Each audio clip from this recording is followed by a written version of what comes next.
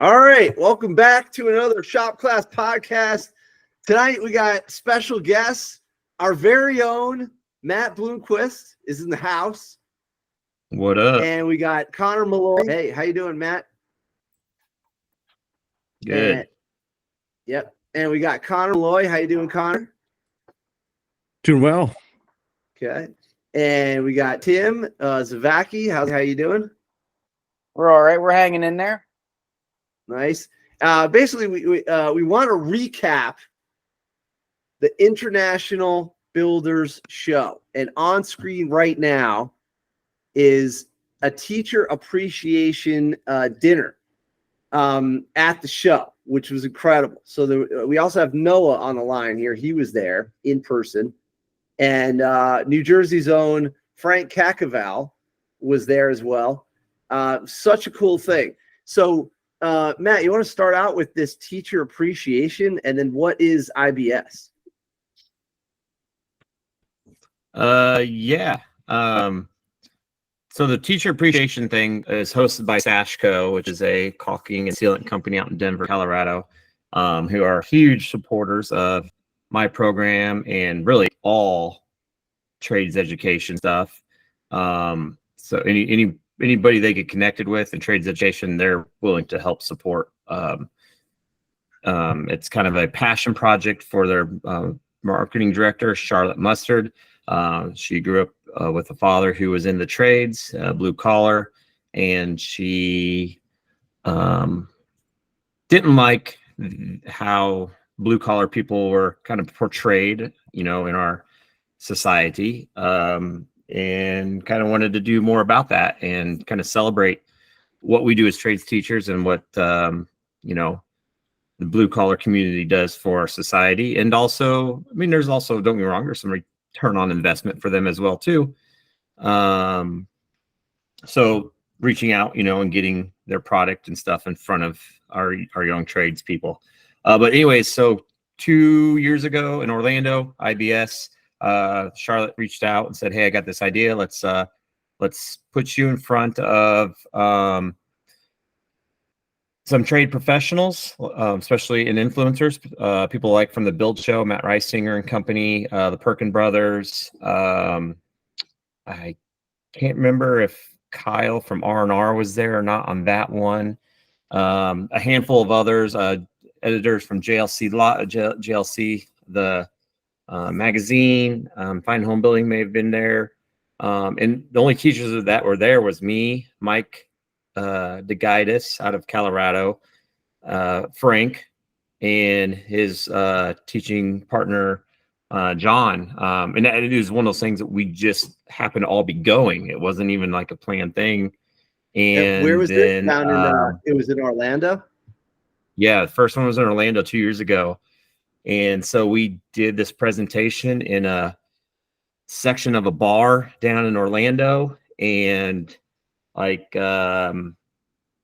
just kind of talked about what was going on. I highlighted a handful of teachers and programs. I knew what was going on in our community. And the idea was to start getting the word out and help having those influencers help highlight our programs and things like that. Then we jumped forward to last year in Vegas, and it grew and got a little bit bigger. Now we have more of our industry's influencers showing up, and YouTubers and professionals and more teachers. We really put an effort to reach out and get more people there. Then jump forward to last week when we're in Vegas, where Noah and Connor, who both are here right now, were at. And honestly, I think you'd have a easier time listing the big industry influencers that weren't there than trying to go through everybody that was there. We're talking, it was kind of the event to be at. I think anyways, we had a lot more teachers, new faces, people I'd never met. It's one of those things like Noah had a teacher friend that came with them that, some other people had teacher friends that came with that aren't even on Instagram and stuff. Greg, from NIACC was there. And you're in a room now that's gotten bigger, number wise, but the influence power that is there, I don't know who else is hosting something that big, of that, you know, bringing that magnitude of, like, I mean, if you started combining followers, and yes, I understand plenty of people follow all these people, right? It's not like each person has their own like million, and you know, but we're, you know, as far as views go, we'll talk views. We're in the millions of views, whether it's on any social media platform, YouTube channels, whatever. I mean, it's gotten huge. You know, shout out, me and Greg did a quick little thing for Charlotte to kind of, you know, kudos to her, what she's done as kind of the coach and mastermind behind this, although it takes a whole production of people from Sashco to put this whole thing together. And it was awesome as we'd walk around, and Connor, I'm sure, could probably attest, and Noah, like, you'd run into people and maybe you wouldn't have as much time to have a chat with real quick that you'd like to chat with, but everyone was like, I'll see you Wednesday, I'll see you tonight. Like, and it was like every big person you just kind of kept running into, whether we knew them or just that was the first time meeting them, like, oh, I'll see you tonight at the Sashco teacher event. And so yeah, from what it's turned into, from just a little spot in a bar in Orlando, IBS, to renting out a conference room in one of the resorts and on the Vegas Strip, it was awesome. It was a good time. Everybody had fun. You know, it was buzzing. They raised money for people, some teachers and some students. And then also what you kind of see on the screen, which Sashco, Connor and I both were, well, we both, and Noah, I believe, did the Caulking 101 with Sashco, which if you're a trades teacher, either contact me or Connor or try to get a hold of Sashco through instant messenger, or sorry, direct messaging on Instagram. They will hook you up with a class pack where you can teach and do Caulking 101 with your students. And then so we did that on the IBS show floor and stuff. And then Connor was part of the BS in cold brew Canadian edition with Aaron Jones, Big Dog Aaron Jones, Sean St. Amour. I forget who else was with you, Connor. And then I did a trades education one with me, Mike DeGuidis, Noli, who we just got introduced to. She's awesome. And Greg out of Nyack. And we hosted that, which was a kind of a recorded discussion of, you know, anything building, you know, trades education and stuff. And they Sashco will use this, you know, digital content and put it out and share it and all that good stuff. So what Sashco did for us in the trades education community was, again, beyond awesome. That's and then great. Obviously we can move in after whatever, we can move into the IBS show, and Connor and Noah have plenty of input on that, of course. So yeah, I mean, you know, I think this is a great example of the trade industry connecting with the teachers. You know, we've been talking about this for a long time, is that, you know, teachers are kind of like leaders. It's, you know, they're a lot of them, the shop teachers, just to bring it back home base kind of, the shop teachers are a little bit hesitant to get on social media. They are, you know, so they were kind of operating in a bubble. And then once they started sharing and becoming leaders, now it's like, okay, well, what about all the equipment you're using? So these companies, they definitely want you using their product, and some of them have better products than others. And then this way, it's a way of like connecting your classroom to the outside world. So yeah, shout out to Sashco for seeing the light. And also your school is very supportive, you know, and also for you being a teacher that's not just stuck in a hole, you know, like it's like, you know, a lot of these guys are just building birdhouses and they're not reaching out and sharing ideas. So if you're a shop teacher out there and you're like, oh, when is the cavalry coming? It's here. You just got to pick your head up, So, pretty cool stuff, man. I wish I was out there. Look, it's so exciting. I remember I went to JLC and man, everybody's so supportive. You go there and they find out you're a shop teacher and they want to talk to you. They want to find out what you're doing in the classroom and how you're doing it and how they can help out. So pretty cool stuff. Yeah. Charlotte, let me give a quick 2-minute speech. Part of, obviously, I asked to do it because just a little presentation. Thank you to her, but a quick thank you I gave to everyone was, these guys that are in there, these professionals and industry leaders, like I said, I mean, the amount of followers and views and everything. And what's so cool, and Connor and Noah, can attest all this, like, it's awesome to have people that you admire professionally, and not just because they have lots of followers and stuff, but professionally, what they share, educate. Aaron Jones. I mean, he's a teacher, just not in a classroom, right? And to have these guys make a big fuss about you, and I think that's something I said in my speech real fast was, you guys make us feel like we have the million viewers, and you kind of validate what we're doing. And none of these people and everybody in that room, and nobody's too good for anybody, right? You think, oh, they have so many. It's not like these snobby celebrities, it's not like one of that kind of deal. Everyone is there to be a friend, drink a beer with you, have food, have fun, joke around. They're giving us our numbers, the personal phone numbers, like, hey, anything you need, just call and we will get you set up, kind of thing. It's an amazing sport. And the thing is, what's awesome is, when it's really all about is, which people on here in this group here have done a really good job about doing, is building that network. And pretty much they're kind of handing over the keys to the castle. Like, hey, here's my cell phone number. You need something, call me. I have enough influential power now. I'll make a phone call or email or get you connected. And so now we go from our network into their network, and we all know how amazing that has become, which is how we've all found each other anyway. So the power of social media, when used properly, is pretty impressive. Yeah, that's 100% true.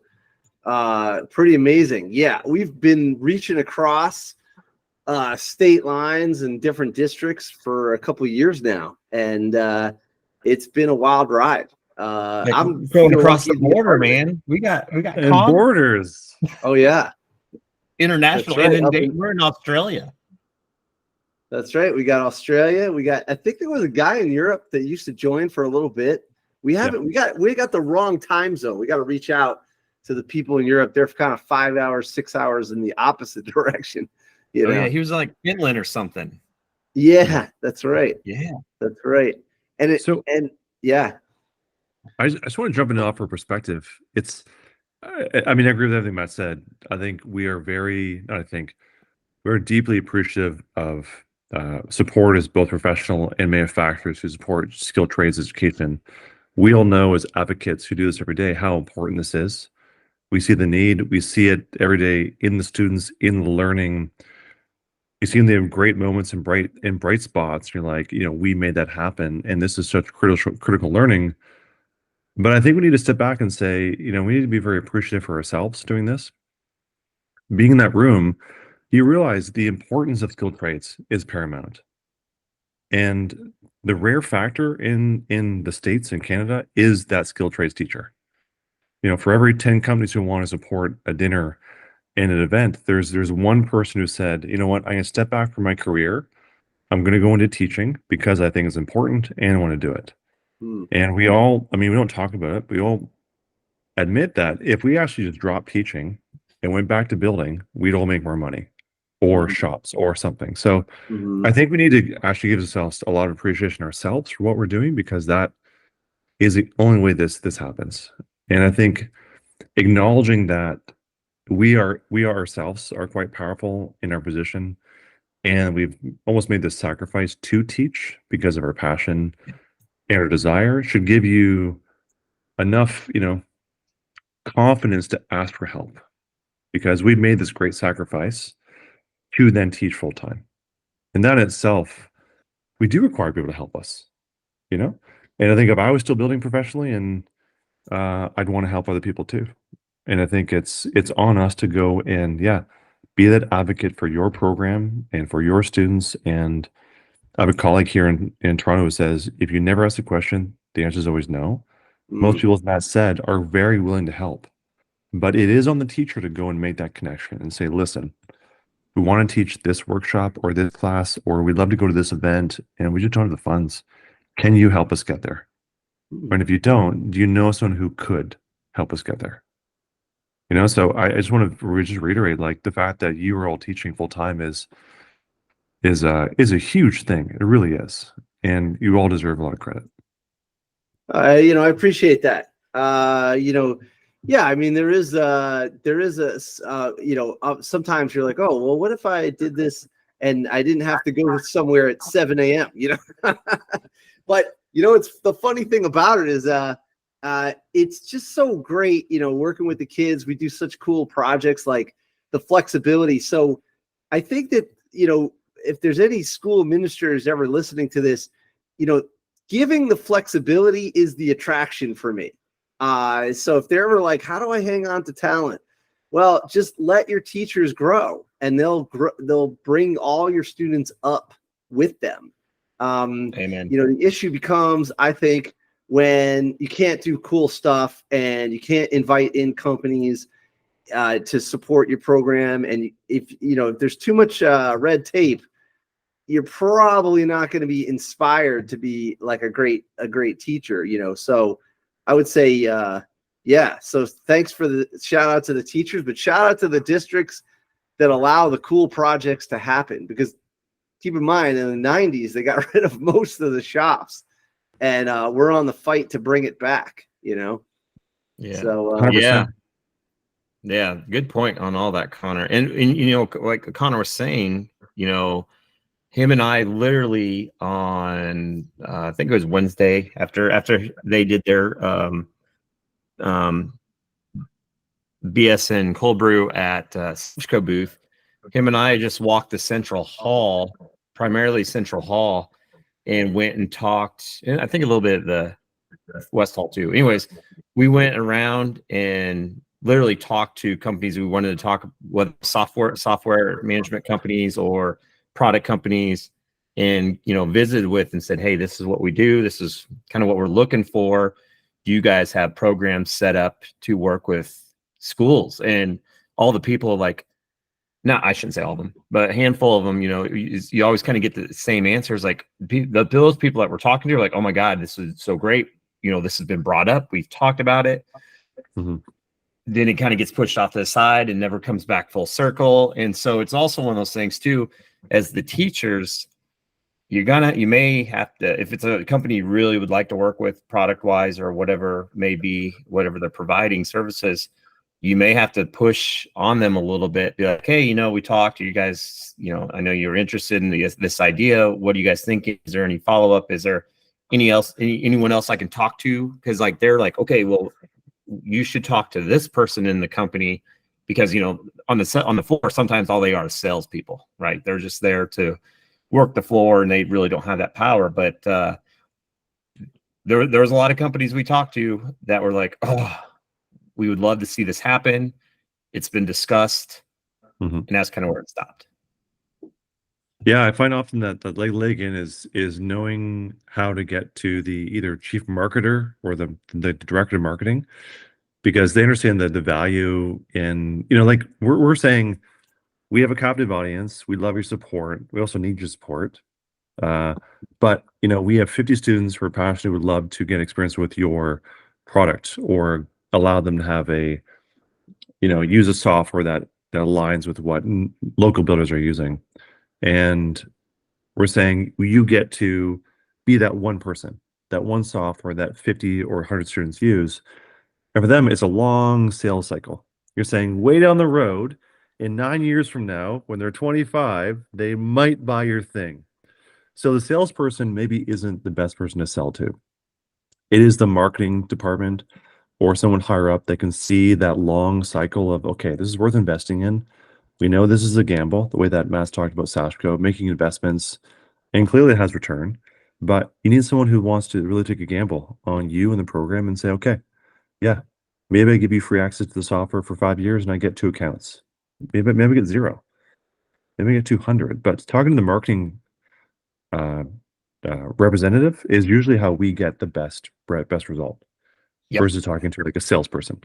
Yep. Charlotte, marketing director, Dan Edelman was marketing guy. Like marketing people are the key, because here's the other thing. They work in a different budget as well. Yep. And so they can do things for us and that fall into their budget.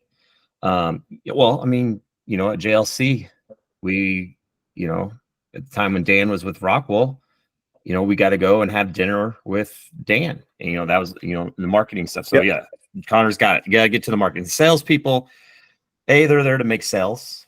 Not that there isn't people in sales that are totally 100% on board, but the marketing, and even like Charlotte will tell you, you know, when she pitched this idea to Les, it was kind of like, Les is like, I don't know. I trust you. I'm going to let you do this. And then Les will be one of the first ones. I mean, Connor, I know, stalked Les quite a bit from Sashko, who's the owner, and he's just kind of blown away on what this has turned into. And yeah, I think it's like the fact, like, don't be afraid to ask. Like, we won't talk about the brand, but I understand one of the larger brands that was there paid $750,000 just for their booth space. That's it. That's before the booth, before the people. So 40 staff members, 4 days, plus flights, hotels. You're talking millions in investment. So it's good to know, right? So when you're like, you know what, $500 would change my course. $400 would allow my students to go. I think it should arm you with the power to ask, because for certain, I'm not saying every brand, for a certain brand, the way you position it in the right way, we're asking for really small amounts of money. Now, yes, we're not guaranteeing sales, so we don't have that piece, but we have. I mean, right now, talk about the feel good energy, the time to advocate for skilled trades. We have never been more popular, and I think it's the right time to ask for what you want. All right. Because back to the thing, right? If you don't ask, they can't say yes, right? That's the opposite. If you never ask a question, the answer is always no. They're not contacting me blindly to say, "Can we invest in your program in materials and tools?" It's on you. Yeah. But don't be shy about it. You know. And Don't be shy about it. One of the things that I always pitch too is who knows if there's going to be a return on investment for y'all. I think that there will be, but I know for sure if nothing is done, this industry's screwed, right? Coming at it from that perspective, I've been pretty fortunate, like with our house build, like we had like Builders First Source donate all the lumber, $20,000+, all these people. That one was funny. I took Matt Reisinger, I had on Instagram, and I had just a direct message from Matt Reisinger, like that. I had direct messaged him a few times back and forth. He had messaged me about the program. I had messaged him back and forth a few times. He, or whatever.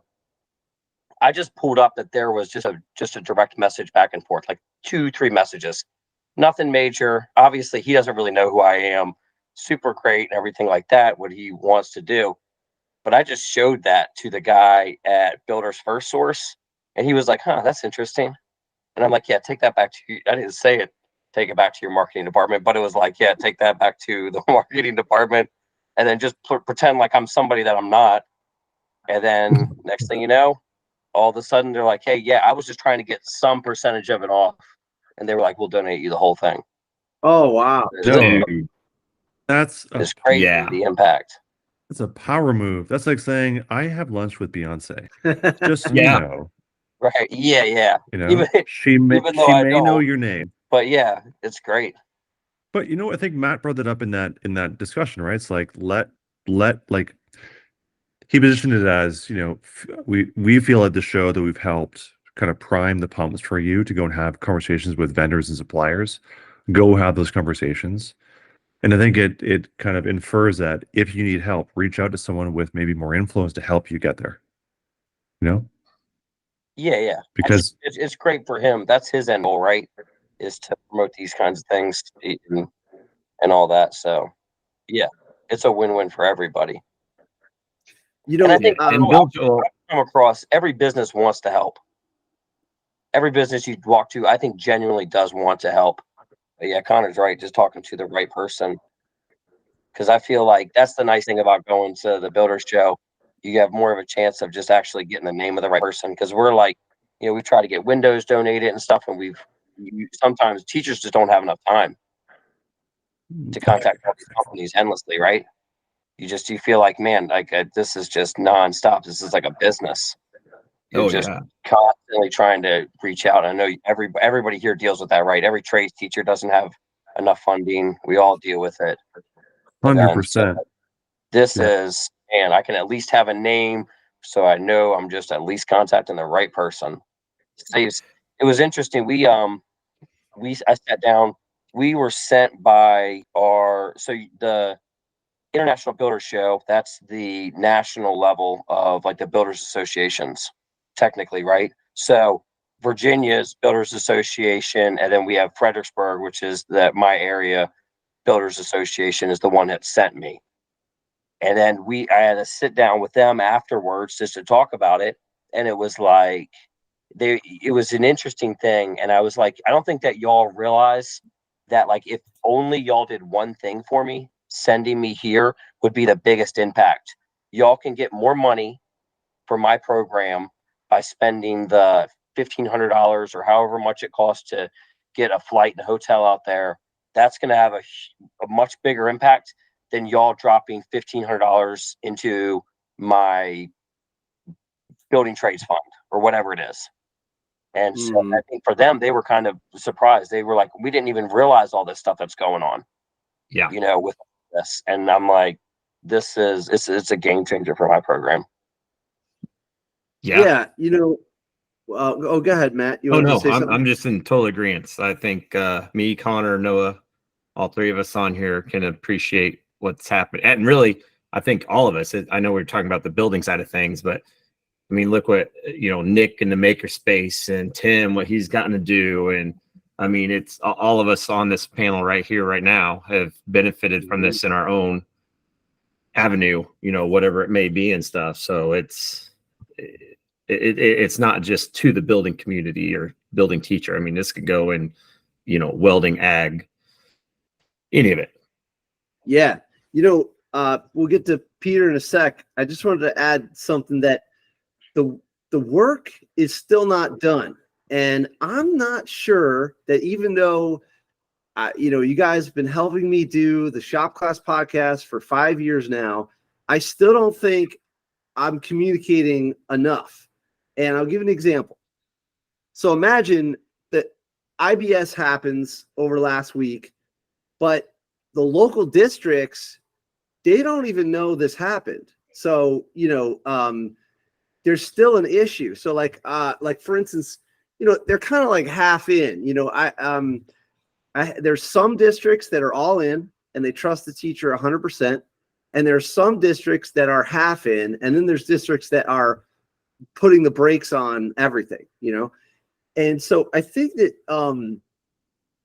some of the work that I think that I would like to try and do is try and explain the landscape to a district, So like, for instance, like how would you describe the IBS to a supervisor or to a district that doesn't have a builder's program or doesn't understand what one is? This would be very difficult to do. Maybe I'm just not being creative enough.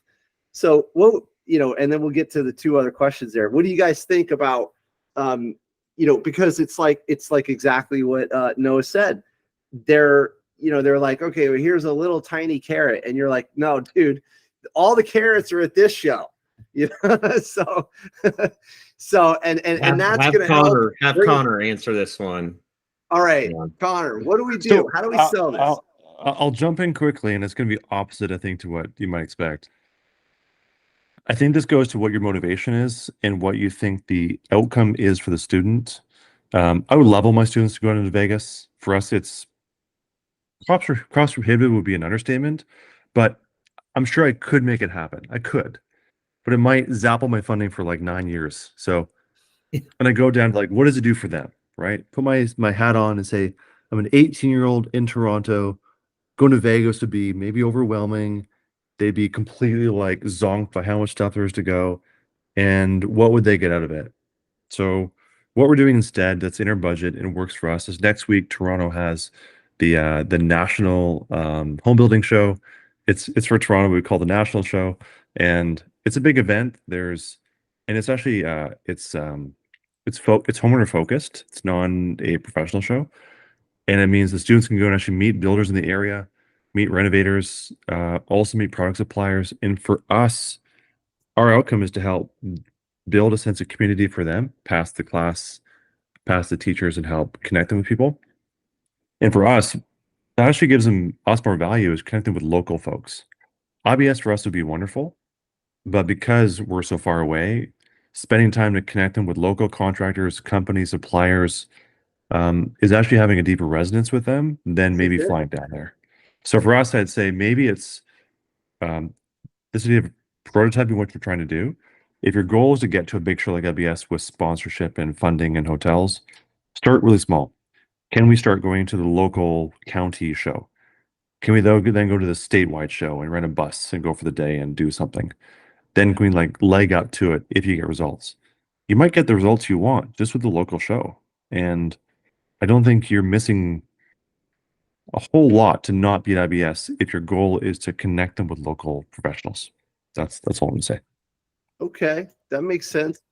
Am I at the right spot here, Connor?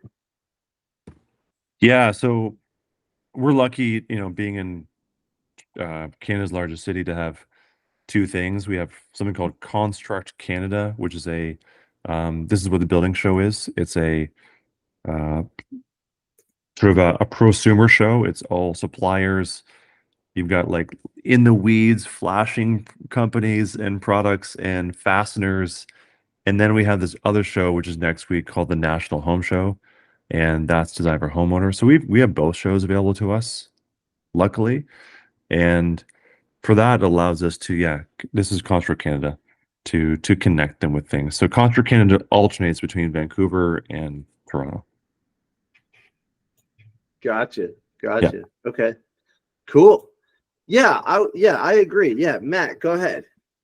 Yeah, so I would say my take on IBS, what Connor said is right on. That's pretty much how I kind of got started with stuff. For him, it'd actually be, other than the cost, easier for him to get students to Vegas compared to high school, where we're dealing with minors, where college level you have technically adults. I know Greg takes a handful of students out the World of Concrete about a month before this in Vegas, and gets to have an awesome time.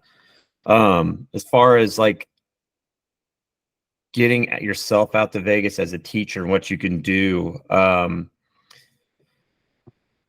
going out there with the mindset of improving yourself, your connections, making these, one thing too now to talk about is there is a lot of trades teachers out there now. So you're not only just going out there to meet up with the influencers and the cool people you want to talk to, right, on a selfish level, but also manufacturers and stuff, and kind of see what's the newest and best. But now we have a really great group of trades teachers are out there.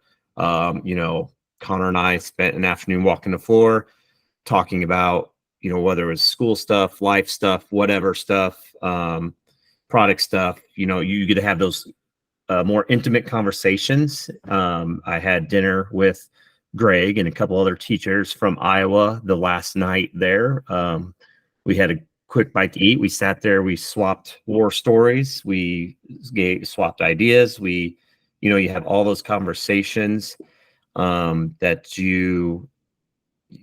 like we get to have us doing stuff like this or just being friends and stuff. So you kind of get an opportunity to be amongst your peers and really share those ideas along with a lot of other cool things. I do think IBS is worth going, or JLC.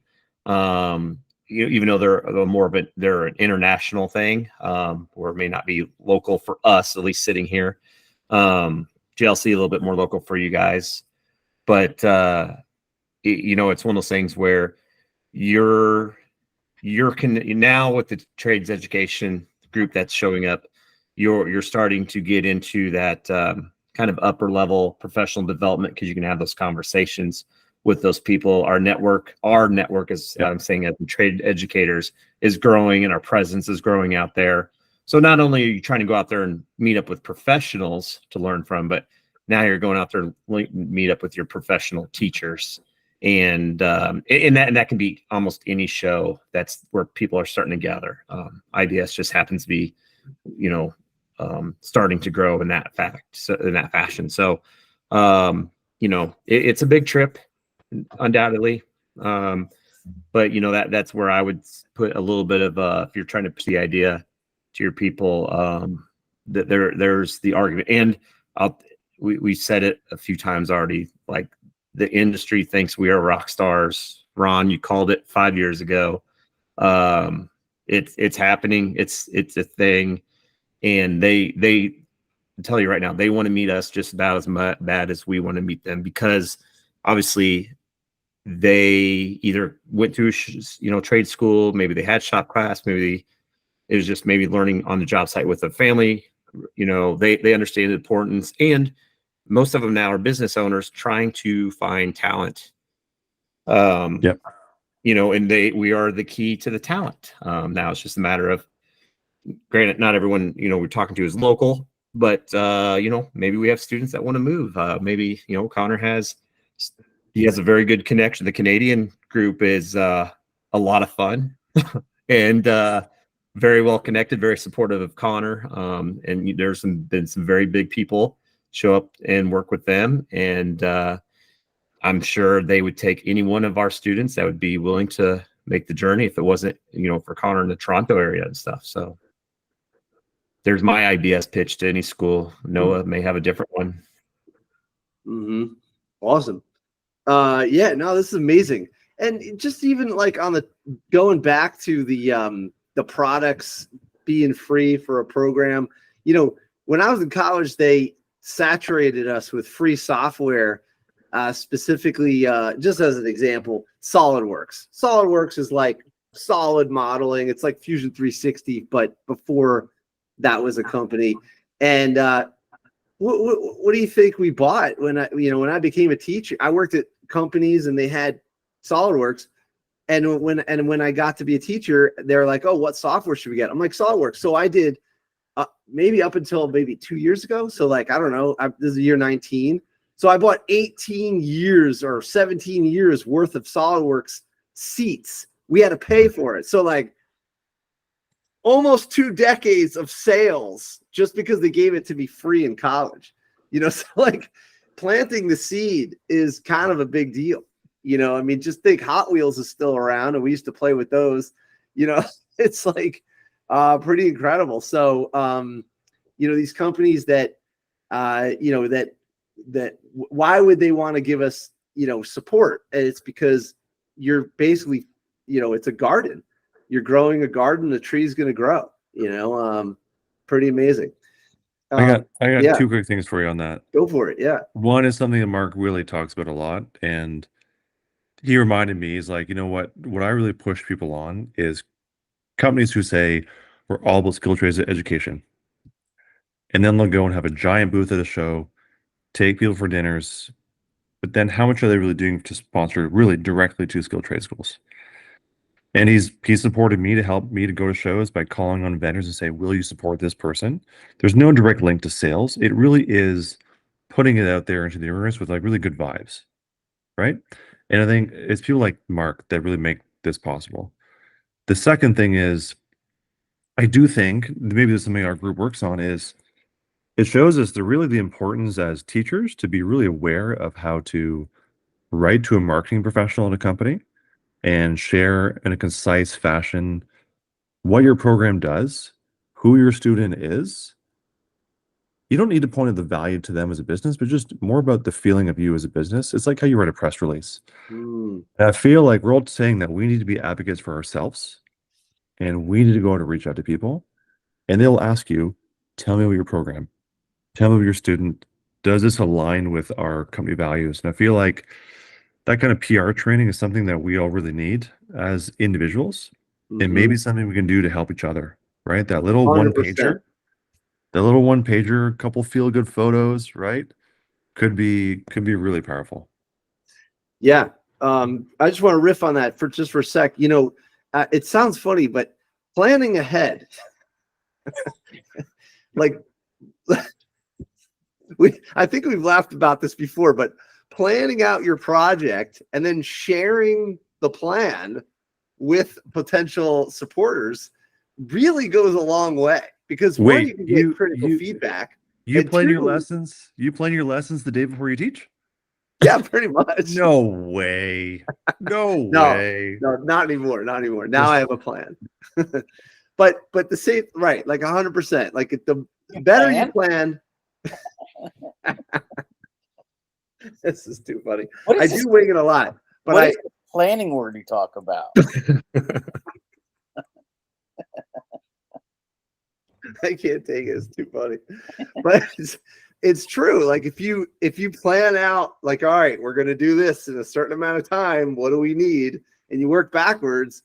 Now, if you share that plan, you can get support in time to help you out. You know, something we're doing now with this, our food trailer, off-grid food trailer, is we're opening the playbook. Here, guys, this is the plan, and here's our progress. What are we doing wrong? See, some people are better at that. Some people are better at that than others. Like, I feel like you can pull that off very well, right? I don't know I could pull that off the way you're doing it. That's just you me. can totally That's do just it. me. That's just me. I think it's a personality thing. I think it's the amount of kids that you have in your class. I think it's the people that are involved. I think it's all of that. And it's based off of your historical time in that district.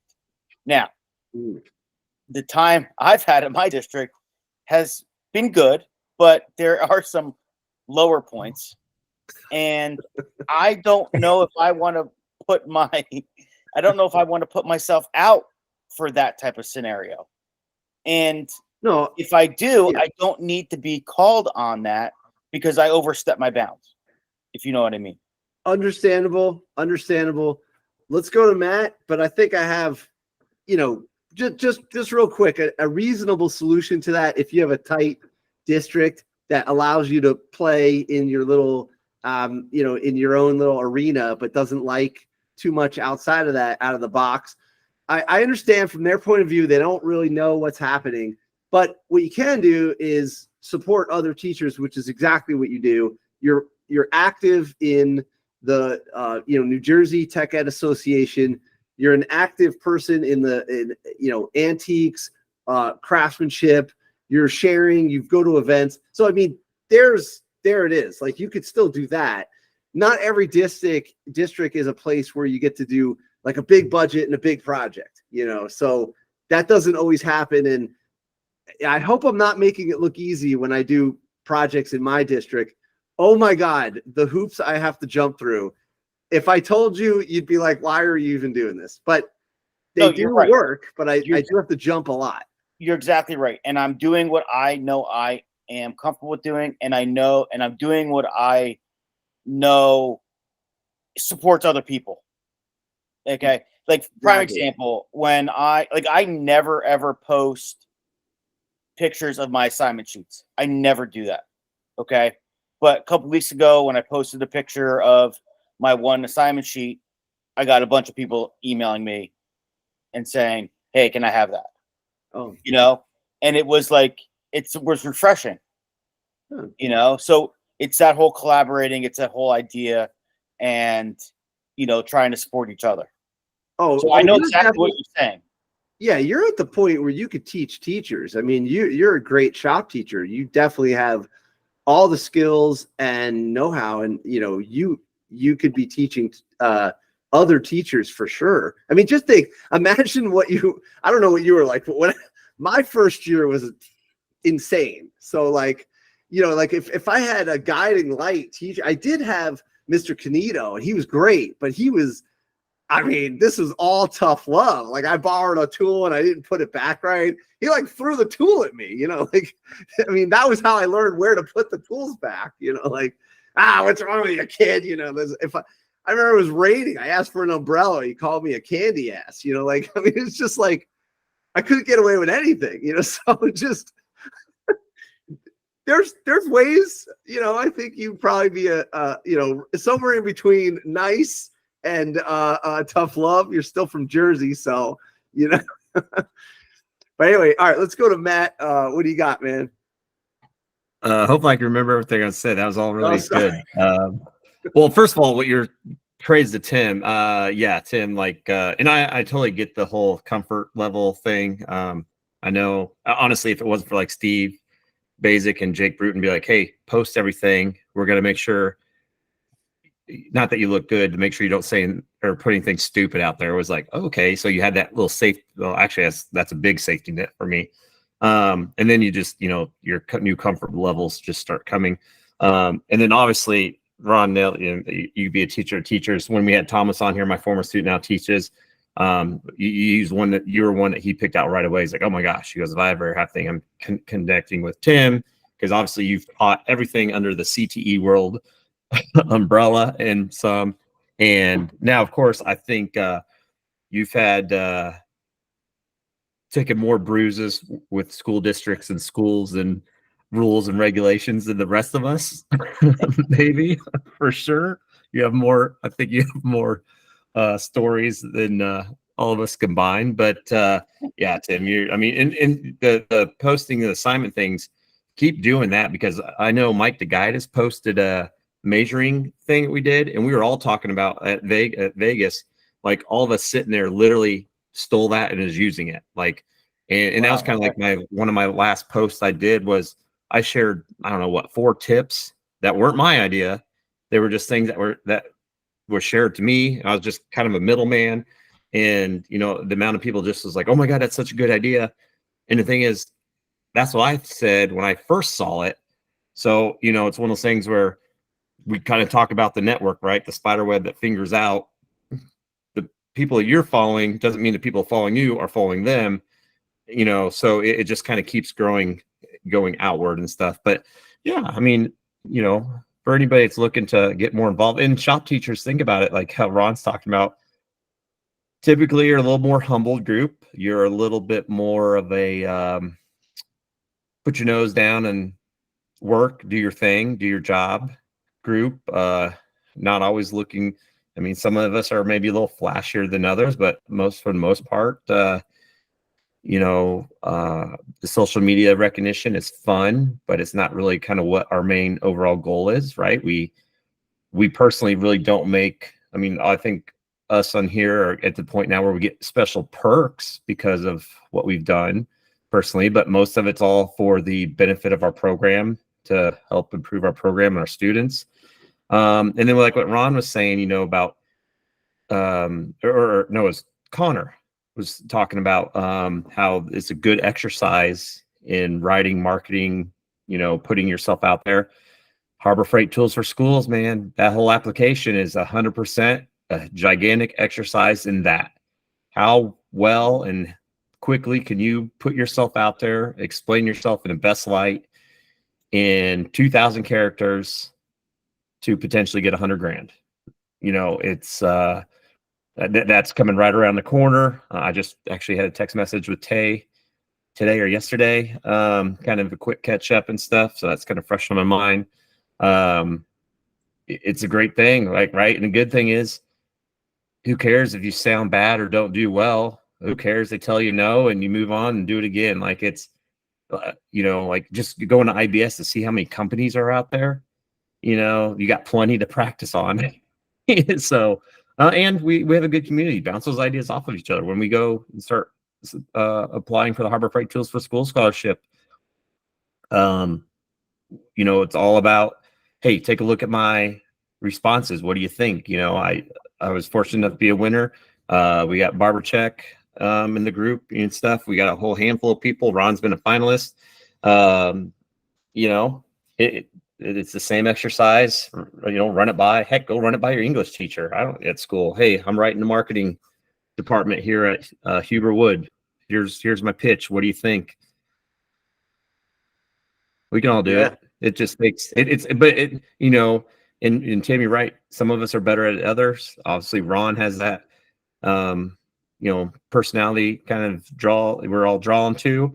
But at the same time, like I wouldn't say I was great at any of this. I have a lot more confidence in it now, whatever level you want me to put me at. But I think it's a skill that you can learn. Some people are going to be better than others right off the bat, just by maybe nature. But I think with the practice and just keep doing it, it's about it like anything else. You're going to get better at it. Yeah, 100%. No, and I Yeah, appreciate you're it. right. You're right, Matt. I mean, you really are. And I know Ron is the same. Ron agrees. And you know, we had these conversations in Taylorville when we talked back, you know, last year. And it is one of those things where the networking is phenomenal because of this. And you know, I would have never have got to meet, you know, Matt, Noah, Connor, Nick, and the myriad of other people because without this. And knowing that somebody in California knows who I am, you know, or somebody in Minnesota knows who I am, you know, just some shop teacher in New Jersey, you know what I mean? It's phenomenal. And I know that outreach is big. And whether it's in the classroom or whether it's at IBS or Workbench Con or anywhere, you know, it's huge. It's huge. Yeah. No, these are great connections. You know, I feel lucky to be a part of it. You know, it's funny, you know, you got a situation where you teach in school, but you know, it's not really teaching school when you're having this much fun. You know, it's like research and development. And you know, every so often you got to deal with like your typical school stuff or whatever, but it's like research and development of the industry. Like, where's the industry going? I mean, geez, the school let me play around with cars back in 2008. I was like, yeah, let's build an electric car, you know, like, and they're like, are you crazy? I'm like, yeah, because I think it's going that way. So you kind of get to like guide the industry. I mean, geez, you know, not that you have that much influence, but you get to at least get your group of kids ready. You know, off-grid systems. Oh my God. We got to practice that out in Taylorville with you guys. And then I'm doing that now with my students. And it's like, oh my God, they're prepared to build an off-grid system. I mean, how many people are going to have batteries in their houses? Probably everyone. You know, how many people are messing around with this? Like your standard electricity in a house is going to be a little different. Matt, didn't you do something with low voltage lately? Yeah. Our whole lighting system in the last house and even this house will be, I'm going to say 95% of our lighting system will be all DC, low voltage, run through Cat 5 cable. And so, and then of course, that's we get kinda into the like, building science arena, like me and Connor and Noah and everybody, you know, talking about building, you know, Peter can test to all this. He's in that world, you know, with us. You know, what it went from just being IBS. I mean, you know, what it went from to BS or building science and building green. You know, back in the day, you had to be a tree loving hippie or rich to even consider doing stuff we do. And then all of a sudden, I mean, Kyle Stumpenhorst building post frame framing, and he's you know, putting airtight or blower door tests that are, you know, 1 and below on the ACH 50 and stuff. And he was, I mean, I remember sitting at Sashko with him where he's like, you know what? And this was what, 2 years ago. He's like, I may have to start paying attention to this. And you know, I mean, now it's one of those things where, you know, what, you know, especially Connor and even Noah, he met Joe Stiebrick, you know, the godfather of all this and stuff. So what we're teaching our students, you know, maybe when we first got into it, especially me and Connor being a little bit ahead here of Noah, you know, people may be, especially in my area, you know, why are you teaching that? Why are you saying, you know, that's stupid, that nobody's, you know, and now it's like, it's everywhere. It's, you know, is it mainstream yet? I don't know, but it's way bigger than what it was, you know, 2019 when we started building the first house with students. I'll tell you that much. Heck, yeah, when right there, these pictures, when you guys came out to Taylorville, Joe Konpaki and Mark William them are here, and we went through the blower doors and all, you know, thermal imaging, all that good stuff. I mean, it's well, and I was blessed to be part of, you know, we talk about this whole thing here, you know, Tim, you know, you and Ron got asked to present the solar off-grid build at your guys' conference, and then I got to go out this year and help build the display in the back over Ron's shoulder in the video, in this picture, in the performance zone. And I actually was one of the presenters. How cool is, you know, that, you know, talk about teachers getting to teach, you know, we're taking it outside of the classroom, literally. So it's, yeah, it's a great opportunity for teachers to, don't be afraid to, you know, kind of pay attention to where industry's going and push forward on it. Whether, you know, like Ron did with the electric car, and Connor and I in the building science arena, and Noah and the whole, you know, even Greg. I mean, all of us on here, you know, we've been very blessed to learn about this and understand, and the industry's going there. I mean, Canada, they got their step codes in place. So they're right there. Or part of Canada, maybe. Connor, I don't know, you can go on that one. It's only BC, but you're right. And I think yeah, there you go, British Columbia. I think what this does, and this does for us in Ontario, yeah, a lot of people give Canada credit for being really advanced, and I think just want to call I mean, Ontario, where we are, is much like a lot of states, is we know we should build better. We have the information to do it, but we're not required to. And it means that that builder who actually does this kind of diagnostics and testing and really measuring is really rare. And positionally for the college and for myself and for my students, is it means that we are really teaching a step ahead. And that is a really powerful place to be. Some courses you teach might feel like you're behind. It's, oh, my curriculum's so outdated, and I don't have the tools and equipment. And this really puts your school in a position of teaching, like, honestly, a decade ahead of where your county might be or your state might be. And I think whether you have a blower door or a thermal imaging camera, if you don't, running a grant to get one, or working with someone at like Sam at RetroTech to get one, it makes your school this professional resource that now the community wants to build a tie with. My students were on a site yesterday, running a blower door test for a builder in town. I loaded up the truck with the school's equipment, school's camera, school's fogger, drove to the job site. 22 students took subway or, you know, transit to get there. And then they ran the equipment. They set the doors up. They got their foggers ready, and they ran it. And this builder has to date been hitting below 1 ACH 50 on very small little laneway suites, which is really freaking good. Really good. Nice. And you'd think at this stage, them building the way they do we need to test for your project? Maybe not. Their test yesterday came in at 3.67 ACH 50 the first test. Blew everyone away, right? Because it shows you the value of testing. The students found leakage points. They had a couple wow. joists that were, you know, TGIs. So this is an engineered eye joist that was continuous from a unconditioned garage, so attached garage to a living space. And they had blocked 9 out of 10 of the joists except for one. One was blocked, but not actually air sealed. So it had the equivalent of an air leakage of about 8 square inches. And the students found 2 more. Students did. 18-year-olds, right?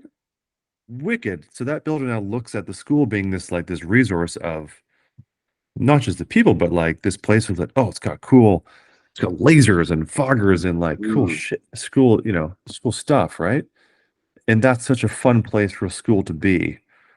And to, you know, so many of our trade schools have just felt like we've been behind for so long. So yeah, this stuff is fun. This is fun to teach. That's super cool. I want to jump over to Noah. I know you had your hand up a while ago. Sorry about that. What do you got for us?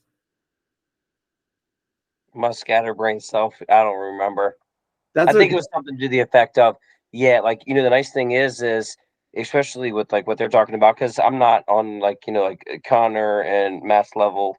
They're doing a lot more building science than I am. I'm just scratching more of the surface of stuff. Like, we're fortunate enough to get a grant that we have a blower door and stuff like that.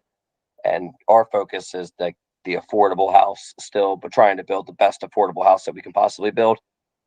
But, like that's, yeah, it's not met with a lot of excitement from everybody when you talk in some of these things. And so it's nice to be able to, whether it's this or it's like myself coming in as a new teacher, I don't know the whole teaching world, and having you feel like you're just on an island a lot of times, right? And at least in mine, I don't have there's me and there's an automotive person that's newer. That's the only real shops that they have. And so you have no resource. I didn't know who to reach out to. That's why I had originally reached out to Matt. And so it's like having any resource when Tim was talking about, basically sharing knowledge and stuff. To me, stuff like that is gold, because I think maybe you don't realize how kind of out there you are, and kind of distance from everything else sometimes, like as a new teacher coming into it. So, Yeah. Yeah, the whole thing about having resources is huge. And Tim, you got a ton of resources. But it's true, you just got to pick your fights and do what you're going to do there, type of thing. And with building science though, what's kind of fun, like for instance, like when I do the electric car, I got the same flack. People are like, why are you doing that? That thing's slow. Isn't it just as bad for the environment and all these things, right? And I was like, well, it's just an experiment. We're just going to try it out. We're going to give it a shot. And then with the building science for Noah, if people aren't into it, the cool thing about the building science is you can measure it. And I'm going to quote Audrey. I think Audrey said this from Offsite Dirt. Or it's either her or her partner said it. I can't remember. But basically, you can measure it. So now you have something that you can argue about. So someone says, oh, who cares? Well, because here's the numbers, and I think Connor would be all over that, as far as here's the numbers. That's why we're doing it. You're saving this much. You can calculate it. And then the same thing goes with the electric car. You could say like, oh, well, gasoline, this, and that. I'm like, yeah, but like here, I have numbers. I know how many kilowatts I'm using to move the thing forward and stuff like that. So, but I also just say it's an experiment. And so that's kind of cool. It's like an R&D workshop. I mean, at least that's how I think of it. Yeah. I mean, if you're just going, like, I don't think anyone in the room here does this, but if there's a teacher just going through the motions, yeah, that's not cool. That they got to fight for better. But speaking of which, before we run out of time, let's get to the show. I want to see Matt, can we go to you and tell us what you set up at the show? Oh, yeah. So this has been an awesome conversation. I know we kind of bounced back and forth from down ideas. the rabbit hole. And, that's all right. No, to be fair, amazing. it's late at night and everyone taught today, and you just got back from a trip. So, but I want to, before we forget, I want to know what you built a set. You were there. What was it like? And I want to hear all about what Noah's perspective was, and what Connor. And so, take us there, man. Yeah. All three of us got to do. I think it was, IBS. The show was different from. I know my first year, it was just like, oh my gosh, this is my first time here. So many people to meet and see and talk to and blah, blah, blah. And you're focused on that. And then last year, I really focused on kind of paying it forward and hanging out with Noah and Greg and introducing them to everybody and getting them in there. And then honestly, I mean, Connor, and Noah and all of us, and like I said, Connor and I had a little bit of time in the afternoon that one day together. Noah, I barely saw hardly at all. Same with Greg. I think everybody was able to kind of go and do their thing. And as we passed each other in the aisles, it was a quick, hey, what's up? What's going on? Da, da, da. We kind of all could go and really dive into the show. I was very fortunate. So I was in Vegas from the time I left home to the time I got back home was almost 7 days to the second. So I was gone for a whole week, and that's a long time to be A, gone from home, B, in Vegas. Even though it's a different Vegas than a normal Vegas fun trip. But I got to be on the crew that built out the construction performance zone stage, which is the picture right behind Ron there, if anybody happens to be looking at the video or whatever. And we're on the part that I was at, kind of dove in from foundation to ventilation of a home, the whole step process. I mean, I was amongst a lineup of all-stars on that list of presenters. It was an honor. It was, a privilege. So I got there. I get paid to go out there and do that. Everyone does that. You're on the payroll to do this. And then once I helped build out that performance stage, I was one of the first couple demos. We demonstrated the footing system that we used with the students, and then the Perfect Block foundation wall. Found that their Perfect Block or Eco Building System was actually one of the sponsors, so I was able to really dive in and could kind of go all out. But I presented with Jake Bruton and Tim Uhler. You're not familiar with Tim Uhler? Well, Jake Bruton's on the Build Show Network. Great builder out of Columbia, Missouri, building scientist guy. Tim Uhler, just look up Awesome Framer on any social network. And he's got an impressive following and just all around good guy. Is this what you built here? That's it. Yeah. So I helped a lot more on the other stage.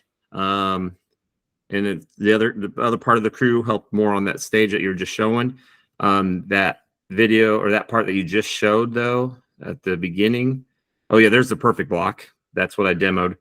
That was me, Jake, and Tim presenting. We did the fast foot together, and then Travis Brungart.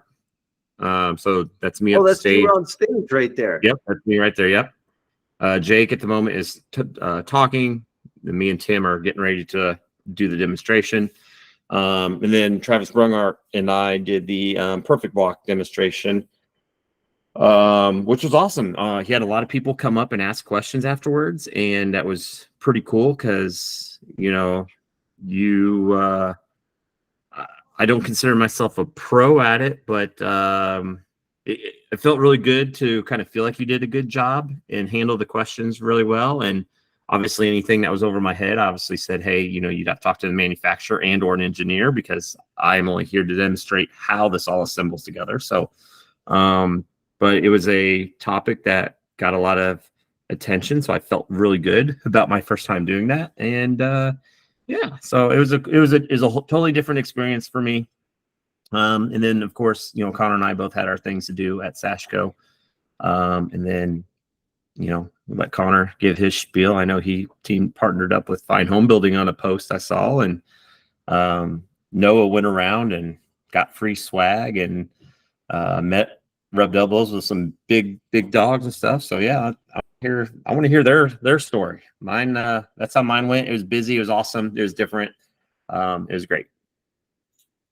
That's awesome. I remember that Perfect Block was a lot of fun to watch on your build. I can't believe how fast you guys put up houses with the high school students. I'm always jealous. I'm like, wow, I want to build a house. It's so cool.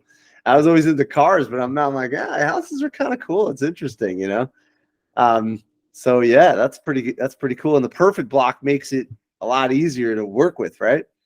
Yeah, and plus it fell kind of in a high performance area for us. Checks a lot of boxes and stuff. So that's kind of how it ended up over there. And yeah, great experience. Pretty pumped with the collaborations. that's been going on with this new build. Nice. All right. Whoever wants to go next, Noah or Connor. Let's see. I'm trying to find the perfect block right here. There we go. Yeah, I'll let Rod. It was awesome. I got to see Matt give his demonstration. That whole thing was pretty cool. It's fun to like before being a builder and then now being a teacher, now watching people give demonstrations, it's like I'm watching that stuff almost, I feel like, for also figuring out kind of better ways to teach and better terminology to use and stuff. And then so I hung out a lot in that building performance zone. It was cool to just obviously being able to get knowledge from guys like that is incredible. And so, but yeah, for myself, the show's mind blowing of the size of it, the sheer size of it. And so, I was mostly trying to hit up suppliers, and stuff for student build, um, snap a few photos. Usually the photos I got to snap of like people like the Mexican carpenter who actually isn't that far away from me, or people my students talk about. So that's why like him and Kyle Stumping Horse I have to snap photos with, because my students are like, they'll make a big deal about it, which I think is cool because I live, I live kind of rural, so people think Kyle is the end all be all, um, when it comes to that. So yeah, but yeah, and also it was cool. I got a chance to take the carpentry teacher in the county beside me, Josiah, came with me. He's in the first picture. And it was cool because I had talked to him about it and he was kind of on the fence about going to the show. And I was like, it's really definitely 100% worth it. And so he decided to come, the guy on the far right. And he was just, his mind was blown as far as this and just the connections and everything. But yeah, last year, Matt was nice enough. Like he said, I cruised around with him the whole time. And then this year, uh, we got to see each other. We got to see other shop teachers and stuff, but it felt like going a million miles an hour everywhere. And then I'm sure like everybody just exhausted by the time it was done. Oh yeah, totally. That's awesome. Connor, what'd you do at IBS? Really, I was just an old man. I got up early. I Mac in a test. I went to bed early. I was in my room by like 9:30, 10, and the show happened to be in Vegas, but I was I was at a conference. That's I'm also jealous, what man. that. Sounds like you caught up on some sleep. It's pretty good. It's a place where you. So let's talk about the physical aspect. For us, it's a 3-hour time change, so you're trying to be on your best behavior on the first day. That's hard to do, right? Second, I think I walked 27,000 steps the first day. So when I woke up, maybe this is like, TMI, but you wake up to go to the bathroom middle of the night. It felt like someone beat me in the back of the knees with a baseball bat. I was walking the bathroom like a hobbled old man. So you've got to be really, I think to Matt's point about, and Noah's point about how big the show is, if your goal is to connect with vendors, to connect with people, you need to make a tactful list of who those people are. Look at the show, where they're located, because it is, think of each of the halls as a football field. So 3 football fields happen to be beside each other, and then there's half of a football field outside. So you have 3.5 football places to walk. The chance to just run into the people you want is not going to happen. They all have tight schedules. Each booth has separate events. So when you're going to invest, whatever it takes you to get there, making the most of your time and building your own little schedule. So what's nice about that is the IBS app has an application like we all expect. And while Matt was presenting, there was 20 other things happening at the same time. HGH workshops and stuff at the Craft Technique Zone. Matt was at the, what's it called, Matt? The high performance construction? The construction performance zone. Yep. And then the craft technique with our partner. Right. Just Yeah. So totally separate stages, totally separate places. So going back to the walking pieces, yeah, you're going to walk a ton, and figuring out where and when to be is something I recommend if you're going to go to the show. 100%.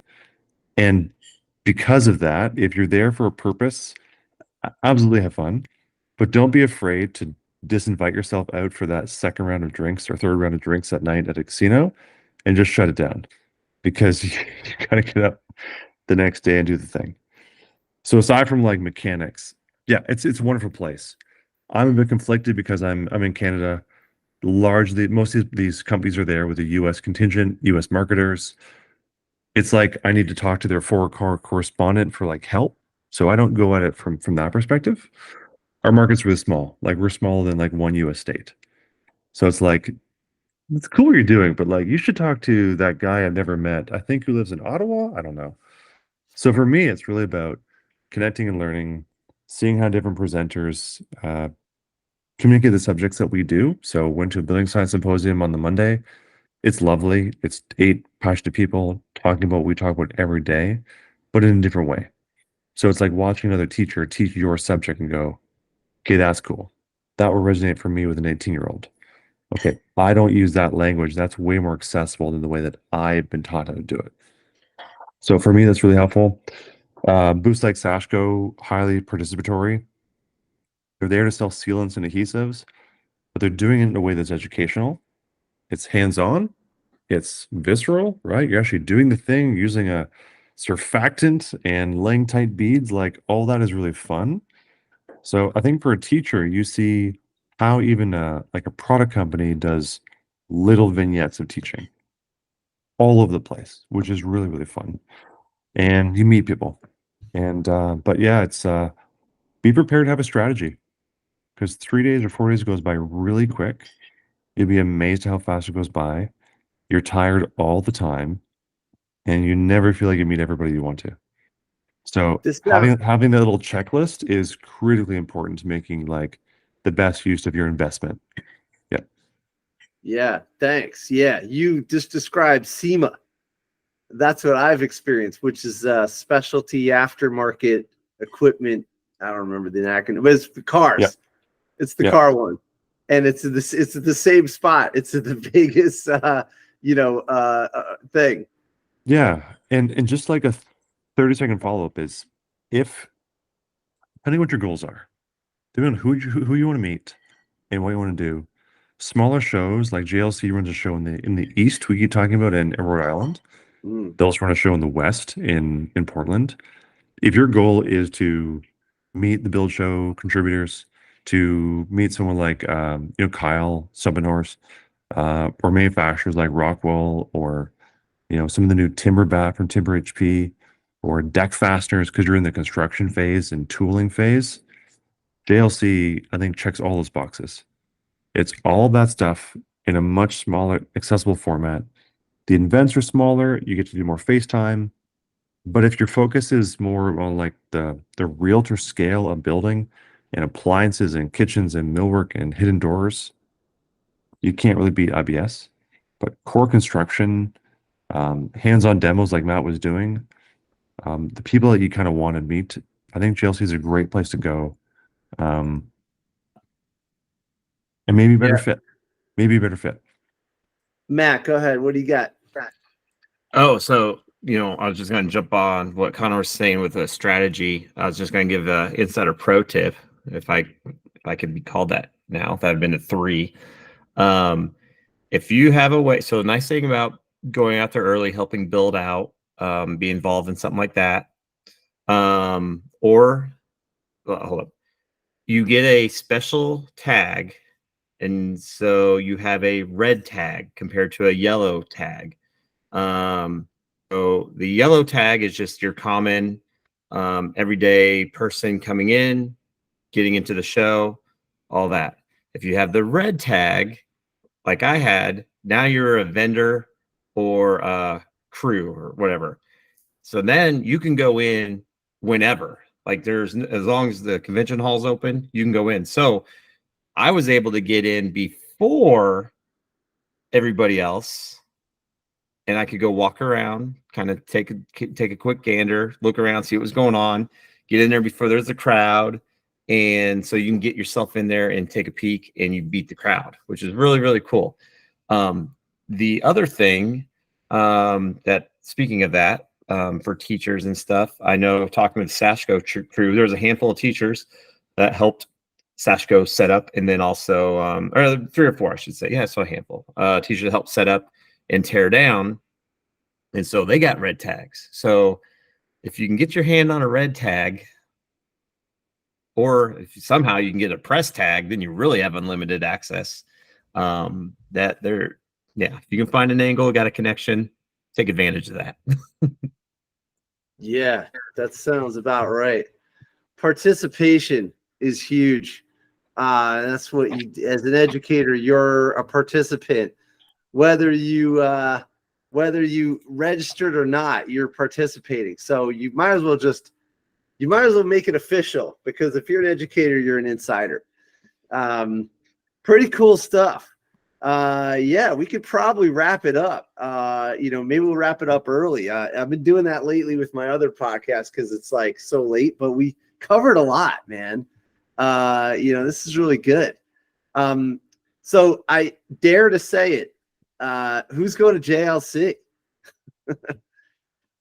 I won't be able to make it this year. Unfortunately, the IBS being late, JLC is literally 1 month away from. Oh, yeah. It's I think it's a month almost to the day, with the house build and just home schedule, packing 2 of them in back to back. That way, I just can't. I can't pull it off this year, which I'm very glad I got to last year, because that's where a lot of us got to hang out. Me and Connor just hung out at FiasCon in Chicago for the first time, getting to hang out with you guys, the Shop Class podcast crew, in person. That was the first time for that. So there was a lot of first. Got to meet a lot of the Canadian crew that didn't make it to IBS to JLC. So JLC was a really great show for me last year. You guys, almost everybody on here was either there or has been there just about. Hey, there's Duke. What's up, Duke? Highly recommend JLC. It's much more intimate.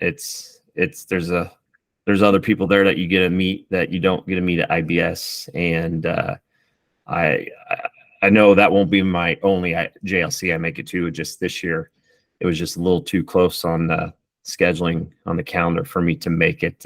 In fact, I don't even know if Kyle Stumpenhorst from RR Building is going to be able to make JLC, because he's in Iowa right now for a post frame convention. So he literally was home for like 3 days and was back out the door. Oh, it got rescheduled. Oh no, that's old. Oh, that's 2021. I was like, oh, I could do August. But yeah. So Yeah, I it's the unfortunately will not be there. I looked. It's the 21st to 23rd of March, and that's the weekend that at my school has the first robotics competition. So I'm totally out. I'm doing first. So It's so close. Yeah, we're in the same boat. We're not able to go this year, and I mean, there's also another show on the radar, which is the Build Show in Texas, in Austin, in November.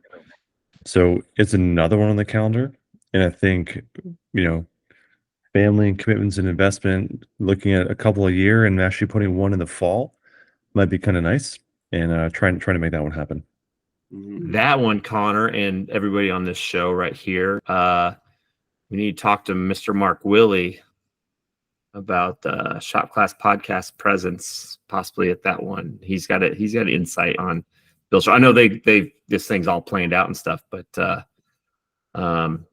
Austin, Texas may be a fun place to. Oh, that would be great. I love it there. It's got so much music. Yeah. That and in fact, stuff. Like Connor said, having a fall show and a spring show or late winter show like IBS. And what's cool about this, the Build Show Live, I think is what it's called, right, Connor? I think. Yeah. This is the very first one. So kind of be there and part of that. And if we could, not be a part of the official show, like in a sense, but being there present, being just part of, even when it comes to like social media posts and stuff, or, be able to do our little own thing there, might be something we want to look into. And if, we want to work on getting sponsored to get out there. Yeah. Hey, we maybe do our presentation, Ron. Dude, 100%. Yeah, maybe. Do a build. And then, that's another thing. Maybe we have like a shop class podcast meetup where we try to encourage local, the local teachers in the Texas area. I'm sure we're connected to some Texas teachers. I don't know a bunch of them, but maybe there's something there to kind of look into and stuff. But that would be a really cool first ever show to have our foot in the door at, maybe. Yeah, that would be interesting. That sounds totally cool. Yeah. The other thing that I dare I mention, are we going to do a build-up meetup this summer? What are we building? Can we do something? Yeah, we'll have to start chit-chatting. Yeah, we need ideas. Last summer was amazing, and it'd be cool to come up with some ideas, kick them around a little. I got some time in July. August, I'm probably going out to California, but we can let's figure something out. I'm going to Canada. Actually, I'm going to Toronto in the last week of July to teach a class on electric cars. Where are you going? I'm going up to Toronto. What? Yeah. July. What date? Yeah. You want to hang out? Why am I the first person to know this? Because I'm so overwhelmed. I forgot. So are we. So are we, Connor. Yeah. You're not the first one. Yeah. That's like me saying to Matt, so Matt, I happen to be in Taylorville next Friday, but I'm not seeing you. And I didn't tell you. That's usually But I'm having lunch. I'm having lunch with your mom, and yeah, we won't see you. He's going to go to the clock tower. That is really and he's going to buy fuses. He's not going to see Matt. Yeah, sorry, Connor. I'm a little disorganized lately. I need a plan. So July, you're coming to town. Yeah, last week of July, I'll be there, and I'm coming with my friend Mark Weller. He helped me teach some classes in Denver last year. It's all electric car stuff, but yeah, man, we gotta and Peter's around there too, right? We gotta get. Yeah, I'd like to have a meetup there. That'd be good. Let's get everybody together. We'll chat. We'll hang out here. Matt, maybe this is the push. You need to come to Toronto. Oh, I know. Maybe my we list build where I gotta something go in is so Toronto. Yeah. So because July I'll be out in LA again for Harbor Freight for schools, and then depending on what we do for family vacation, maybe in July. But I'm always trying to figure out a way to think about how far your dollar goes. Okay, I know. Every dollar you have is $9 up here. No, dude, we'll be rich. No, it's not. Oh, dude, I'm going. Oh, he said no. Hey, I'm doing. Come on, Imagine. I know all about your primaries. I know about Super Tuesday. Please learn about my exchange rate. That's all I ask you to do. I need to brush up on my my Canadian history, other than just stereotypical jokes and stuff. Well, I'm going to. We got the family trip to Toronto. We're going to the Blue Jays. When? That's it. When are you When going? you come, Tim? When? Is it bad? I July. don't know. Is it bad? I don't know. Yeah, it's just like me. I have to look at my calendar. No, man. your trip. So there's nothing wrong with that. Tim, your event Connor, coordinator didn't tell you yet when you're going. No, she didn't. Yeah, She mentioned it, but she didn't tell you the date. Connor, should I drive or fly? Or Well, it it's doesn't more matter. than 3 hours to drive. That depends. Like, do you need your car when you're here? I don't It'll know. take them 18 hours just to get up there because they'll have to stop. Yeah, I mean, I would fly. Like, if we fly to where you are, if I went to where you are, I'd fly down there. All right. Yeah, All right. because you can. 7 Like, hours. how far are you to New York? Oh well, New York City. It's like I can see it from where I teach. It's like There's right like there. an exit. 17 hours. There's 17 two- hours. Yeah, there's 2 airlines you can fly. You can fly into like the international airport, which is outside the city, called Pearson, Mhm. or you can fly to the old Toronto airport, which is on the island, which is downtown. You fly. It's a separate airline called Porter, and they fly Okay. into. Hon, where does it fly into to New York? Newark, or is that Newark? Oh yeah, Newark is in New Jersey, but that's typical for trying to get to New York City. JFK is in the Yeah. city; it's in Queens, and then Are you LaGuardia closer is to? like, Are you closer to Newark? oh yeah, Okay, so Newark flies directly into downtown Toronto, okay, and it's with Okay. Porter, Porter. Porter. All right. Yeah, think like flying sewers. They're like, the ones that are like four seats wide, so little small planes. But you land right downtown. Oh wow, It's a cool place to Okay. enter the city. Yeah, Oh, totally. interesting. And I bet you the flight's like a half hour.